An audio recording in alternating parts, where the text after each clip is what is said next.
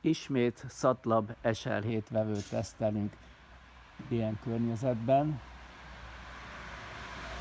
és ekkora ionoszféra hiba mellett, tehát 10 cm-t is meghaladó az ionoszféra hiba jelenleg. Itt ez a vevő, a jobb oldali, az nem ismert ponton áll, hanem attól kb. Egy 10 cm-re, és már 3 inicializálást végeztem. Mint látható, ilyen közel vannak egymáshoz a pontok, és itt látható, hogy ez a szakasz, ez itt 2,5 cm, tehát a 3 inicializálásban olyan 3 cm eltérés lehet. És nyilván fontos megjegyezni azt is, hogy RTK fix a pozíció. A baloldali vevő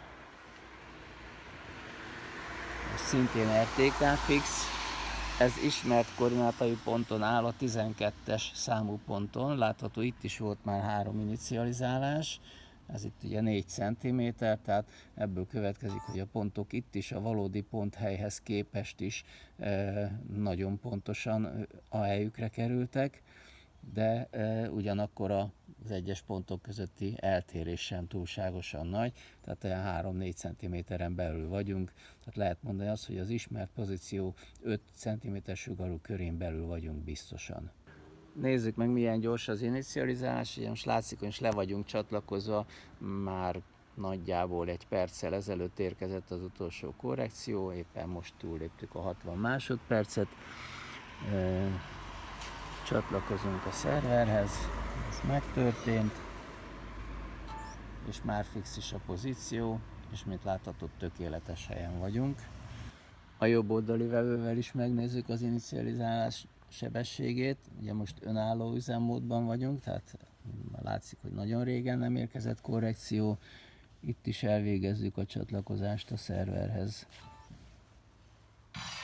És már fix is a pozíció, és tökéletes is. Igen, még mindig 10 cm-nél nagyobb az ionoszféra hiba.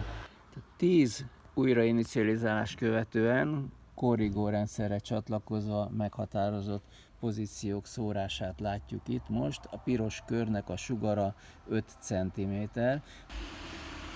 Nem szeretnék besatni senkit sem, ezért ezt a helyzetet is meg kell, hogy mutassam. Először is visszalépünk.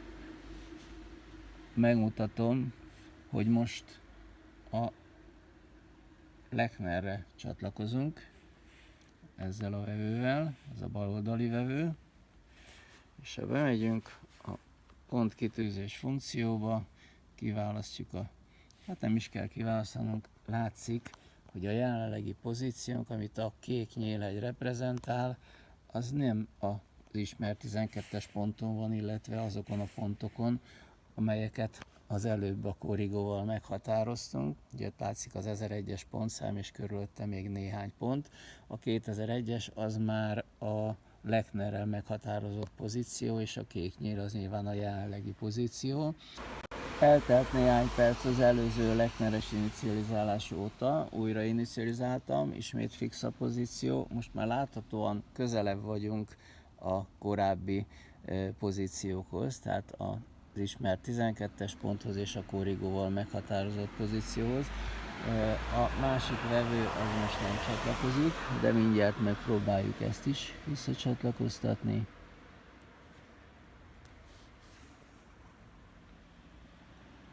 Már fix, szintén közelebb kerültünk, de még mindig nem az igazi a pozíció, ugye ott az 1001-1003 környékén kéne lennie az igazi jó pozíciónak, de még mindig van eltérés, és érdekes módon konzekvensen két különböző vevő ugyanakkora eltéréssel számít pozíciót. Hogy lássunk még egy érdekes dolgot, visszacsatlakoztam korrigóval, RTK fix a pozíció, és szintén jelentős az eltérés, tehát mint látható 10 cm-rel vagyunk vízszintes értelemben az ismert pozícióhoz képest. Tehát a jelenlegi fix pozíciónkban 10 cm hiba van. A korrigóval is tud a vevő pontatlan eredményt számítani, nem csak a Lechnerrel, de hát úgy tűnik azért a korrigóval nagyobb sikerünk volt. Mint látható, még mindig nagyon magas az ionoszféra hiba. ennek ellenére RTK fix pozíciónk van, és egészen jó.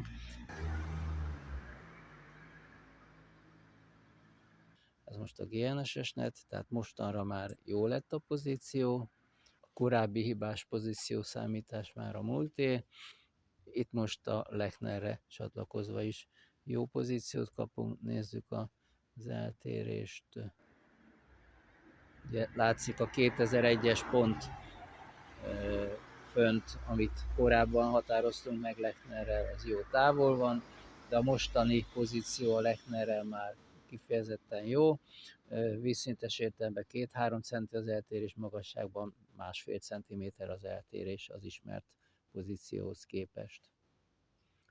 Miközben az ionoszféra hiba még mindig iszonyatos magas, és a vevőnk 3 rendkívül sűrű lombozatú tuja alatt áll.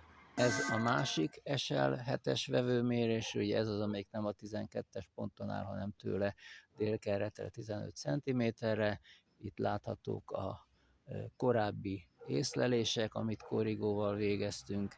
Megnézzük most ez mire csatlakozik rá. Szintén a GNSS netre csatlakozik, és mint látható volt, a jelenlegi pozíció már teljesen rendben van, legalábbis a korábbi korrigóval meghatározott pozíciókhoz képest szinte azonos, hát annyi, hogy a magassági eltérés az 8 cm, de vízszintesen 2 cm-re van az egyik korrigóval meghatározott pozícióhoz képest a korábban mért 10-ből. Tehát úgy tűnik, hogy a Lechnerrel is helyreállt a rend, most jó pozíciót kapunk mind a két vevővel.